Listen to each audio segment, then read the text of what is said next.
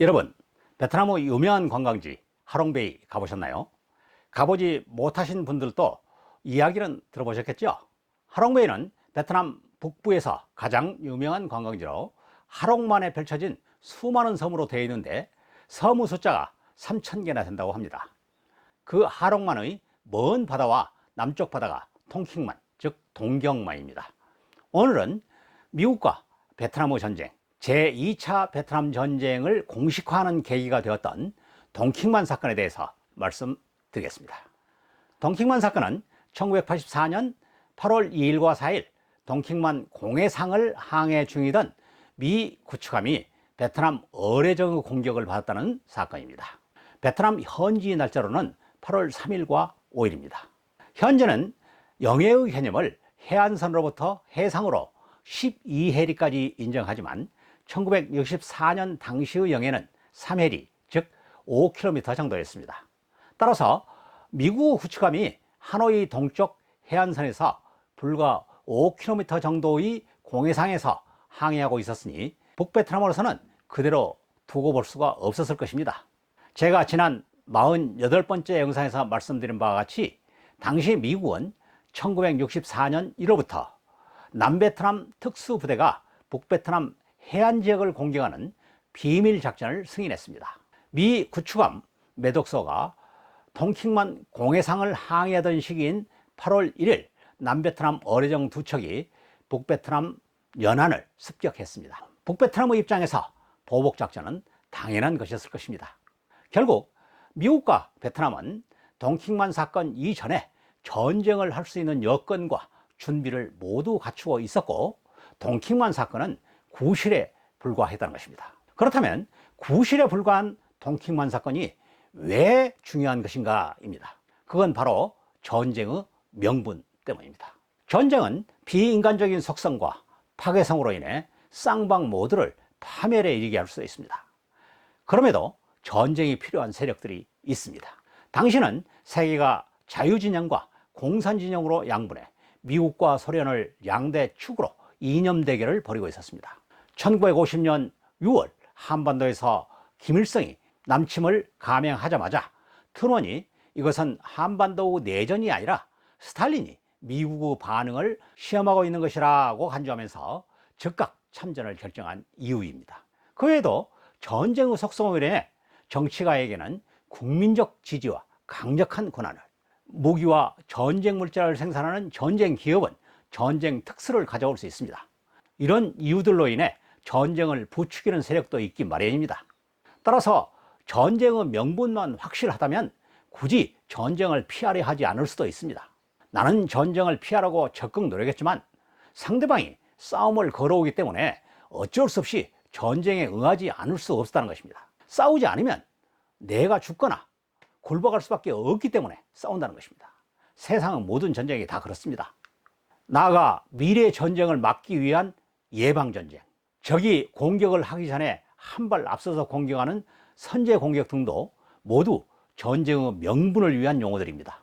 당시 미국은 6.25 전쟁을 휴전이라는 유례없는 방식으로 봉합한 지 겨우 10년에 불과했기 때문에 동아시아에서 또 다른 전쟁을 시작하기 위해서는 보다 확실한 명분이 필요했습니다. 미국의 전쟁 선포 권한은 의회에 있습니다. 의회가 대통령에게 전쟁 선포권을 위임해야 전쟁에 돌입할 수 있습니다.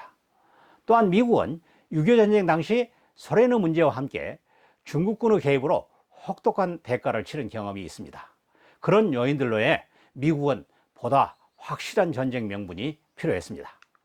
미국은 케네디 대통령 시기부터 베트남에서 전쟁을 벌일 수밖에 없다는 사실을 알고 있었지만 전쟁의 명분과 조건들을 따지며 시기를 엿보고 있었다고 할 수 있습니다.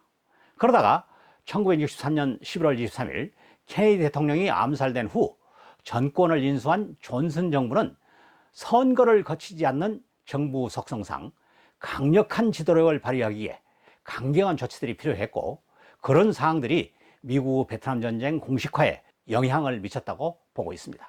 존슨이 취임한 후 8개월 만인 1964년 8월 2일과 4일 동킹만 사건을 보고받은 존슨은 기다렸다는 듯이 즉각 대응 공격을 명령했습니다. 대통령의 지시에 따라 함정이들이 출격해 하이퐁 근처의 해군기지 4개소와 비누 유류저장 시설을 폭격했습니다. 이어 존슨은 의회에 무제한의 전쟁 권한을 위임해주도록 요청했습니다. 의회는 대통령이 요청한 전쟁 권한을 만장일치로 의결했습니다. 일명 통킹만 결의안입니다.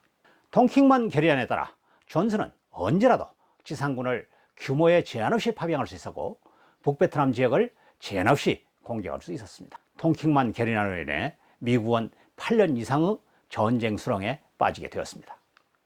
그런데 통킹만 결의안이 베트남 전쟁 내내 미국의 발목을 잡습니다. 미국이 전쟁 명분으로 삼았던 통킹만에서 북베트남 어뢰정의 공격이 조작된 것이다 라는 증언과 보도가 나오면서입니다. 그때부터 베트남 전쟁은 공산주의 침략으로부터 시장 경제에 입각한 자유민주주의를 지키기 위한 전쟁이 아니라 정치가와 전쟁 기업이 결탁한 더러운 전쟁이 되었습니다. 그로 인해 미국은 물론 세계에서 미국의 베트남 전쟁을 규탄하는 반전 여론이 형성되었습니다. 반전 데모는 거세였고 미국의 정권 교체의 직접적인 원인이 되었습니다. 미국 국민과 세계의 반전 여론을 견딜 수 없었던 미국은 1973년 1월 북베트남 그리고 베트콩과 평화협상을 체결하고 베트남에서 철수해야 했습니다. 통킹만 사건이 조작됐다는 여론이 통킹만 사태 이후 8년간의 전쟁을 평화협정이라는 종이 조각에 불과한 명분으로 마무리하는 결정적인 원인 중 하나였습니다. 그렇다면 통킹만 사건이 조작되었다는 여론은 사실일까요? 저는 통킹만 사건이 조작된 사건이 아니라 실제로 발생한 사건이라는 새로운 사실을 확인했습니다. 벌써 11년 전의 이야기입니다.